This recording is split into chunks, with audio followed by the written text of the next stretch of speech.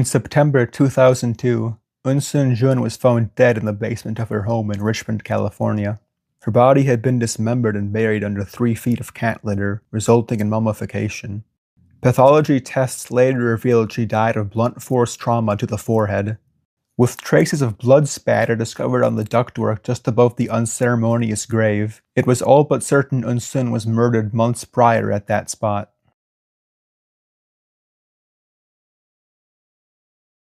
Eunsoon Jun was a happy-go-lucky chemist from South Korea. She immigrated to the States at a young age and received a master's in biochemistry from UC San Francisco, eventually finding work with pharmaceutical companies.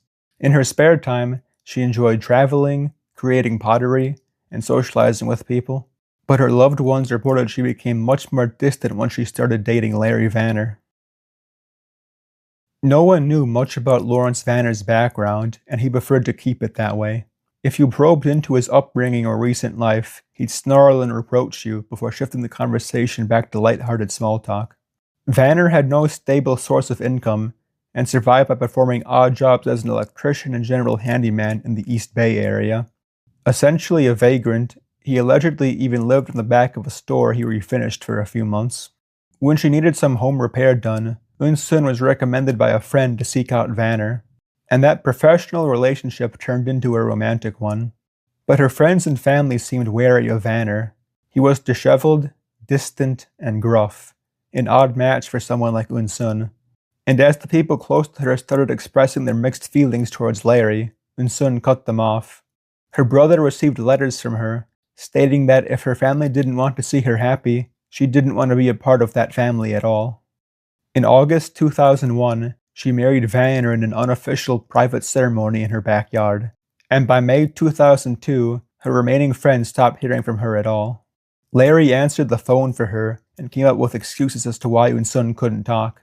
An acquaintance gave Larry an ultimatum: let me talk to her or I'll contact the police. She contacted the police. Naturally the prime suspect, Vanner, was taken in for questioning. Some footage is publicly available. Yesterday morning I had some things to attend to, but I did call you, I thought, in a reasonable time. You did? And at that time you said that you'd give me a little bit of leeway for a couple of days until I could get my ducks lined up, or whatever term you prefer to use. And that's true. Now, I haven't talked any more about Eunsoon's problems or my problems, because frankly, you're not my priest, No. and you're not my doctor. And both stories have their place. You know, gossip has its place in society sometimes. But I'm just not going to say any more about Eunsoon or myself right now. And I've always tried to live by the motto that there's no defense against the truth. But sometimes it's hard to find out what the truth is. You got one side, the other side, and something down the middle that people might perceive to be the truth. Maybe she hurt herself, and you're concerned about that getting out, that she's harmed herself. No. There's no truth. If you're thinking, is she suicidal? Yeah. No, she's not. She's not. But she's not as aggressive as she used to be. Mm-hmm. We see Vanner as surprisingly articulate, but at the same time, suspiciously evasive. Why is he so uncooperative regarding the whereabouts of his own partner? According to Vanner, he owned multiple properties across the West Coast, and Eunsoon was visiting one of his lots in Oregon to supervise the construction of a cabin. But wait, actually she suffered a nervous breakdown and was in Oregon for psychiatric counseling. Now, the authorities did grant Larry one phone call, and he dialed the number only to hang up. When police redialed this number, it indeed connected them to a psychiatry clinic in Oregon. Although privacy laws prevented the department from asking if Eunsoon was a patient there, they were able to get around this by asking if anyone similar to Eunsoon's description matched any patient. The answer was no. Vanner was just committed enough to the lie that he memorized this number and perhaps hoped it would keep the police occupied for a bit before they realized they walked into a dead end. But by far the most interesting thing to come out of Larry's detention was his fingerprints. Larry Vanner wasn't Larry Vanner. At least, that was not his only identity. These prints were also associated with other names: Gordon Jensen, Curtis Mayo Kimball, and Gerald Mockerman. and Kimball had absconded parole for the child abandonment of his daughter Lisa in Scotts Valley, California. This gave the police grounds for arresting Vanner, and as he was a parolee, allowed the police to inspect his home without a warrant, and it was in the basement that the search for Eunsoon met a tragic end. The state's case against Vanner, now being tried as Curtis Kimball, was more tenuous than you might think. There was still no evidence as to how exactly Eunsoon died, and the police hadn't even located a murder weapon. The defense could run with this ambiguity and paint Kimball in the most charitable light possible, like that it was a negligent homicide, not a murder. Or maybe she didn't even die from Kimball's hands, but he nonetheless panicked and tried to hide her fate. Regardless, as shaky as Kimball's case was, it was sturdy enough to make the prosecution potentially have to sweat for a murder conviction. But none of that mattered in the end. Against the wishes of his own attorney at a pre-trial hearing, Kimball changed his plea from no contest to guilty, earning himself a sentence of 15 years to life. Why? We've established that Kimball's case wasn't totally lost yet. Why not put up one last fight? It might be because Kimball wanted the story to end there. He knew his past actions went beyond the murder of Eunsoon, and he overheard Detective Roxanne Grunheid's interest in this girl Lisa. Who was she? Who was her mother, and what happened to her? And was Kimball even the father? And the California State Police still had Lisa's blood sample on file. If Kimball was capable of murdering and mutilating his wife, what other crimes might he have committed? And if he was so reserved about his past, just what was Kimball doing under these other three aliases? 1985, in Cypress, California. Curtis Kimball, an electrician working in Los Alamitos, was pulled over for drunk driving and child endangerment, with a young Lisa in the back seat. But when they ran a background check, it came up blank. Kimball had no driver's license, nor even a social security number, and when it was time for his trial, he simply didn't show up. It was as though Curtis and his daughter popped into existence ex nihilo, and drifted out of existence just as mysteriously. Until 1988, when a man was pulled over in San Luis Obispo for driving a stolen vehicle. The name he gave police was Gerald Mockerman, but when his fingerprints came back, they turned up two other names, Curtis Kimball, but also Gordon Jensen, a man with an even worse rap sheet than vehicle theft, driving under the influence, or child endangerment. Gordon Jensen drifted into the Scotts Valley Holiday Host RV Park in 1986, bringing his 5-year-old daughter Lisa with him. He befriended Richard and Catherine Decker, elderly residents of the RV park. Lisa and the Deckers' grandson became playmates, and Jensen came to entrust the couple to watch his daughter when he was not around. As Jensen told the Deckers, his wife died of cancer, and now he was tasked with the heavy burden of raising Lisa as a single father. Eventually, the Deckers revealed that their daughter and son-in-law were struggling to have children of their own, and they were open to the possibility of adoption. And so Jensen suggested that Lisa could stay with them in San Bernardino for a few weeks, and if it went well, they could formally adopt her. Surely they were capable of providing Lisa with a better life. But something wasn't right. At times, Jensen didn't seem like a struggling single father so much as a neglectful one. The Deckers never saw Lisa wear nice clothes. She always looked unkempt and even a bit undernourished. She didn't have her own toys to play with, and they could hear her cry at night. And what really happened to Lisa's mother? Jensen told the Deckers she died of cancer, but according to other residents, Gordon told them she died during childbirth, or in a car crash, or in the crossfire of a robbery. But the most concerning sign came during Lisa's trial adoption in San Bernardino, when she touched the husband inappropriately. Children do not do things like this on their own. They learn this behavior from authority figures, and as Lisa revealed to the family, her father Gordon molested her. When the Deckers returned to Scotts Valley, Jensen had already disappeared. They contacted the police, but it soon became evident Gordon had burned his paper trail. Or rather, the documents in the paper trail were phony to begin with. The social security number he gave the RV park was fake. The plate on his camper was registered to a hotel room, and even his name turned up nothing. It was an alias. But the authorities were able to get a fingerprint at the RV park, and it was this one bit of concrete physical evidence that linked Jensen to Kimball and Mockerman 2 years later.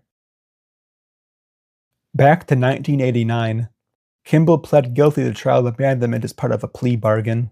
What Kimball got out of this was the state dropping the vehicle theft and child molestation charges. For better or for worse, criminal trials are arduous processes.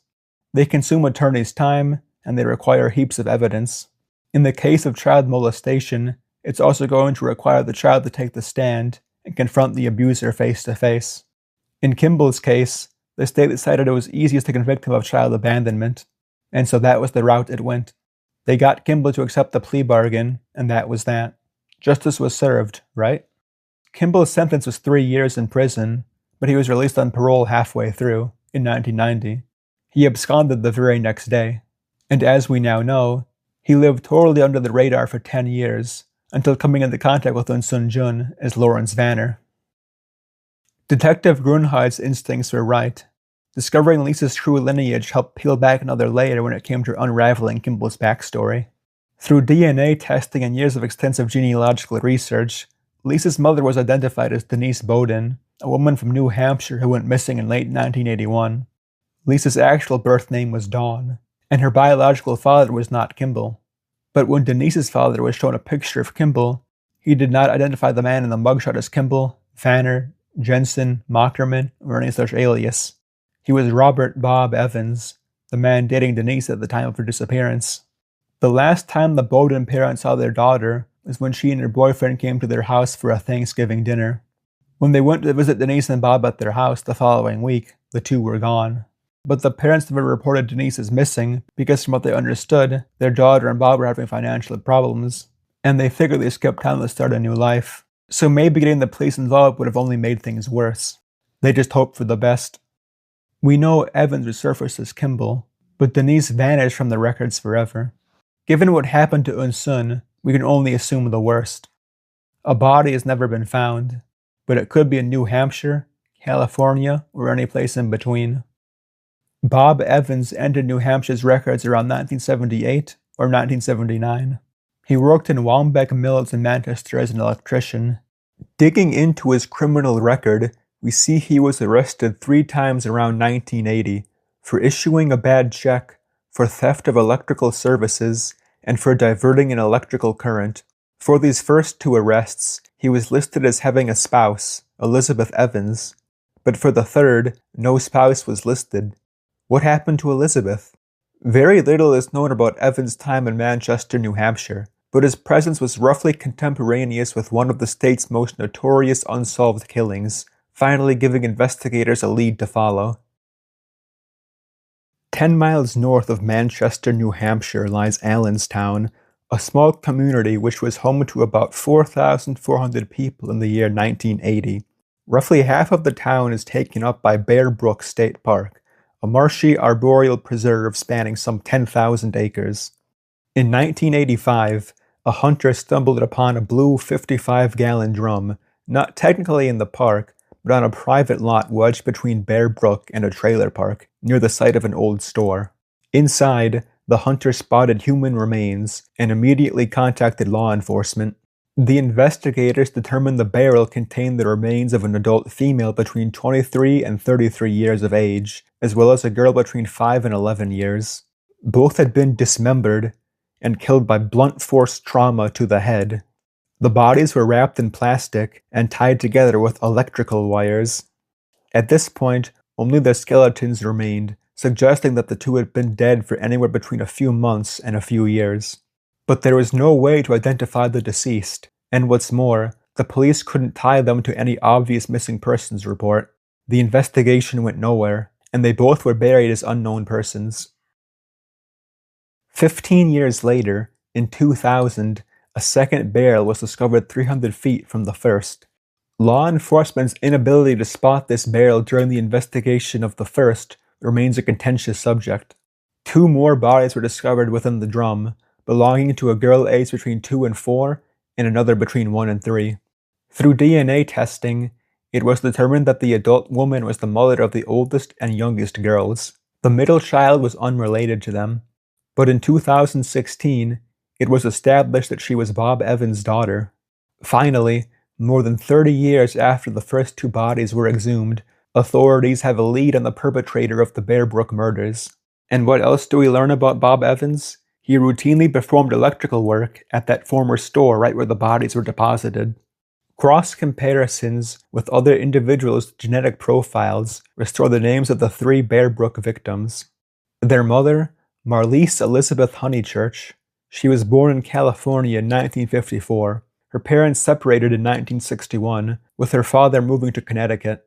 Marlise seemed to live with each parent for a few years, moving back and forth between the coasts. Honeychurch perhaps inherited her parents' marital instability. She married in 1971, divorced in 1974, remarried that same year, and separated from her second husband 4 years later. 1 child came of each marriage, first Marie Vaughn, then Sarah McWaters. Honeychurch and her 2 daughters were last seen at a Thanksgiving dinner in La Puente, California, which ended in an argument. Honeychurch had brought her new boyfriend with her, a man named Terry Rasmussen, and their genetic testing in 2017 had confirmed Bob Evans and Terry Rasmussen were one and the same. Terry Peder Rasmussen was born in Denver, Colorado in 1943 to a father of Danish descent. At some point, the family moved to Arizona. We know as much of his early life as we do his later life. Some people interpret this to mean his childhood was ordinary. That is in stark contrast to the abusive, grotesque upbringings of other serial killers, like Henry Lee Lucas or Luis Garlavito. But it's perhaps worth remembering that absence of evidence is not evidence of absence. One of Terry's sons recounts relatives saying that a darkness floats in the Rasmussen family. As one example, at a family picnic, Terry chased someone around with a knife while he was cutting a watermelon because he was enraged. We really have no idea what his home life was like, but if a darkness does indeed flow within the Rasmussen line, it makes you question the stability of Terry's family. Rasmussen attended a high school in Arizona and dropped out during his sophomore year. He served in the U.S. Navy from 1961 to 1967, becoming trained as an electrician. In 1968, he was married and living in Hawaii, and then Arizona, siring 4 children. Domestic life in the Rasmussen household was tense and destructive. Supposedly, he burned cigarettes out on one of his sons. Terry's children also report their mother being abusive. After the couple separated in 1975, one of Rasmussen's daughters clung on to the hope that their father would come back and save his children. But in fact, being away from Terry was the far better fate. Terry was last seen by his family during the Christmas time of 1975 or 1976, when he unexpectedly appeared at their home in Payson, Arizona with an unknown brunette woman. As to her true identity and whereabouts, we can only speculate. Reportedly, he told his family during the visit that he was living in Ingleside, Texas. Remember the middle child in the Bear Brook drums? Rasmussen's biological daughter? She was finally identified in 2025 as Rhea Rasmussen. Her mother was Pepper Reed, who was last seen by family in Houston, Texas during the Christmas of 1975. Her family believes she was moving to California, but after the birth of her daughter, she disappeared from history. Terry resurfaces again a few years later when he asked a friend for money, saying he was working on an oil rig in Texas. And a few years after that, he enters New Hampshire and quotes Marlise Honeychurch, bringing the known biography of Terry Rasmussen to a close. So, for the full timeline, Terry Peder Rasmussen was born in Colorado in 1943. He learned the electrical trade through his service with the U.S. Navy between 61 and 67. He raised his first family from 68 to 75 or 76 when he disappeared. He became involved with Pepper Reed, who disappeared from her family in 75 and from public records in 76, following the birth of their child, Rhea. He dated Marlise Honeychurch in 78. Sometime within the next 7 years, he became Bob Evans and killed Honeychurch, her 2 daughters, and Rhea Rasmussen. He dated Denise Bowden in 81, who disappeared shortly thereafter, raising her daughter Dawn as Lisa. He earned a DUI in 1985 as Curtis Kimball. He abandoned Lisa in 1986 as Gordon Jensen. He was in possession of a stolen vehicle in 1988 as Jerry Mockerman, and tried for child abandonment as Curtis Kimball. He fled from parole in 1990. He began dating Eunsoon Jun in 1999 as Larry Vanner. He killed Eunsoon in 2002 and was convicted the following year as Curtis Kimball. And in 2010, he passed away behind bars, only ever convicted of 1 murder. There are far too many gaps in Rasmussen's biography for comfort, and this leads us to wonder, how many more lives did Rasmussen claim? When Lisa was interviewed by police in the wake of Terry's child abandonment case, she told officers she had siblings, but they died eating grass mushrooms when they were out camping. Some interpret this to mean Rasmussen had more children underneath his wings before he killed them, feeding Lisa this lie. From what we know about Rasmussen, this theory could go either way. Rasmussen carried over a child, Rhea, from a previous relationship with Reed into his relationship with Honeychurch, but when Terry resolved to kill his new family, he left no survivors, as far as we know. Why would he choose to spare Lisa? In fairness, we know he already spared her life once, when he killed Denise Bowden but left her daughter alive. But nevertheless, why kill so many people around Lisa, yet spare the child so many times? It has been established he was a pedophile and that he violated Lisa. Perhaps he took a unique liking to her, and in the end, he didn't murder her, but instead left her with the Deckers. But did he like her enough that he would go through the effort of wiping out a new family, yet sparing Lisa again and again? Ultimately, there are too many missing variables to unpack what happened to Lisa's siblings, let alone even guess who they were, but there are actual cases Rasmussen has been tied to. Denise Deneau lived on the same street in Manchester as Rasmussen, and disappeared after visiting a social club in 1980. She was a divorced mother of 2, and 25 years old at the time. Many who knew her said it was completely unlike her to up and vanish like this. She had no known connection to Rasmussen, so his involvement in her disappearance was entirely speculative, and has no foundation other than the fact that he lived in the vicinity at the time. Some have also linked Rasmussen to the death of Amanda Schumann-Deza, who was found stuffed inside a refrigerator in a canal in Holt, California. She was 30 years old. Her cause of death was blunt trauma to the head, which is also associated with Rasmussen's victims. But as with Deneau, the case quickly goes cold, and with such little evidence out there, any connection to Rasmussen is incredibly tenuous. And perhaps the most disturbing disappearance Rasmussen has been associated with, Lorene Rann. She was born and mostly raised in Manchester, New Hampshire. Friends and family described her as a friendly girl and a good student, but someone who teetered on the brink of self-destruction. She had begun smoking marijuana and drinking, and spent a lot of her time on the streets, and she was just 14 years old. Her mother Judith went out on April 26, 1980, Lorene opting to stay home alone in their apartment. She invited 2 friends over. By nighttime, one of them was sleeping in Lorene's bed, while the other one stayed up to chat with Lorene. Around 12:30 a.m., they heard people talking in the hallway, so the boyfriend fled through the back, claiming to overhear Lorene lock the door. At about 1:15 a.m., Mrs. Rann and her boyfriend returned to the apartment, but curiously, all the light bulbs in each hallway had been unscrewed. If you stepped out of your apartment room, or were forcibly dragged out, you would be immersed in total darkness. When Mrs. Rann approached her daughter's bed, she saw the friend instead. Lorene was nowhere in sight. Within a few hours of searching, Mrs. Rann reported her daughter as missing. But the story only becomes more disturbing. In October 1981, Judith noticed she was charged for phone calls from motels in California, even though Judith had no possible connections who would have been in the Golden State. One call was made to a teen sexual assistance hotline. The person in charge of the hotline initially denied any knowledge of Lorene Rann, but later, he claimed that he and his wife often hosted runaway girls, and one of them might just have been Lorene. Additionally, one of the motels was allegedly used for producing child pornography, but there is no other evidence to link Rann's disappearance with child exploitation. In the year following Lorene's disappearance, her mother claimed to get mysterious phone calls around 3:45 a.m., but the person on the other end was always silent. The calls gradually ceased in frequency, but Judith still received a bunch of them around Christmas time. Once she changed her phone number, the calls stopped, and with that, the case went cold. Was Rasmussen the culprit? As was the case with Denise Deneau, Lorene lived within blocks of Rasmussen, and at the same time he was skulking the town. It's possible, but for me, the connection is the weakest. While Rasmussen murdered several girls, they were all either biological or adopted children. And of the adults he killed, they were all partners. Rasmussen was not one to kill strangers, and I'm skeptical of the notion that he would have known 14-year-old Lorene. Rasmussen making the leap from murdering close family to murdering people he is unfamiliar with would be a huge leap in his criminal psychology. Secondly, something doesn't sit right with me about the light bulbs being unscrewed.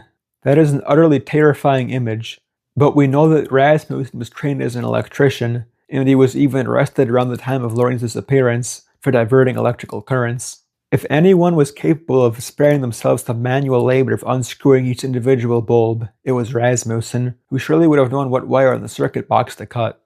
And moreover, the phone calls. Rasmussen was not one to taunt his victims' families or leave any of his victims alive. In fact, it was the exact opposite.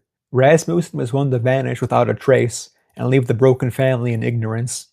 Of the final cases I have discussed, I think it is the least likely Rasmussen was involved with Lorraine's disappearance. Even the other cases are very shaky. With how disturbingly efficient Rasmussen was at disposing of evidence and throwing the authorities off his trail, the unfortunate obvious conclusion to me is that any of his additional murders will remain buried indefinitely. Criminologist Jack Levin distinguished Rasmussen for his habit of killing those he was the closest with. This stands in contrast with a typical serial killer, who targets random people where no emotional connection is present. Levin conjectures thusly, this guy may not have been able to control himself when he had an intimate relationship, either as a father, guardian, or husband, and he decided when he didn't like the way things were going, he would get even with his victims. To me, this seems like the best diagnosis of Rasmussen's psychology. Over his 4 decades of adulthood as a free man, he established multiple families which all met their own tragic endings. He would target emotionally vulnerable women and single mothers. If he had a surviving child from a previous relationship, this might have been a way of attracting a motherly match. All the while, he would work to separate the woman from her family, establishing firm control over his isolated partner. From there, his violent temperament would have been unmasked, and he might have abused and sexually assaulted his children. At some point, he would have decided it was time to clear the slate and start anew, leading him to murder the mother and any children he felt were no longer useful to him. It would have been a vicious cycle of control and terror. As it stands, he was only ever convicted of murdering Eun Sun-jun, but he is the prime suspect in 6 other disappearances and deaths. We can only cross our fingers and hope there are no more mysteries to uncover.